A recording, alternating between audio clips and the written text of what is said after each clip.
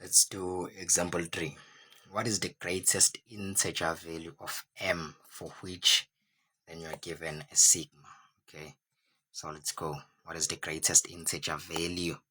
So just go to what you know. Just go for what you know. So m, then I here is equal to 1 expression 2 raised to the power of I minus 1, and then it's less than 511. Right, so this is an inequality, right? You know how to deal with inequalities. Let's go straight to that. We can apply that. Okay, so for n, what do we have? We have m this time. So n is equal to how many times are we going to be calculating this thing for, or this sum for? So n is equal to m plus 1 and then minus 1. So n is going to be represented by what? By m. Because remember, the question is asking us to calculate the greatest integer value of m. So you're going to have to solve for m. Alright, so let's go for forming the series, the story obviously. So 2 raised to the power in the space of 5, you're going to substitute 1. So 1 minus 1, that is 0. Anything raised to the power of 0 is 1. So your first sum will be 1 plus. Now that is substitute 2 minus 1, that is 1. So it's 2 here. And now substitute 3 minus 1, that is a 2 raised to the power of 2, that is 4. And then continuously. Right, we only need 3 times. Okay, so in this case, what are we having? We're going to have a common ratio, obviously, as you can see. So 4 divided by 2, that is a 2. 2 divided by 1, that is a 2. So your a is 1, and then your r is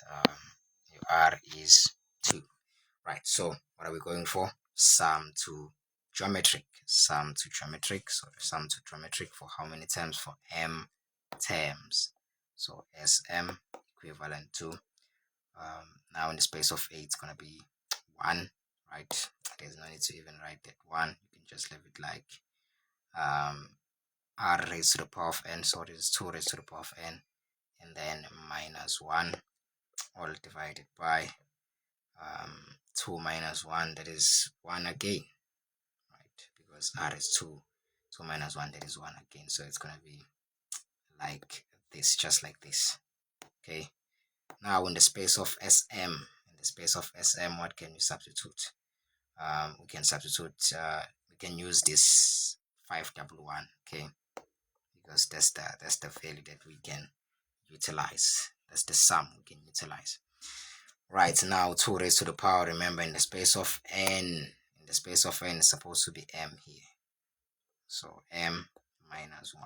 Now let's transpose the 1. It's going to be 5.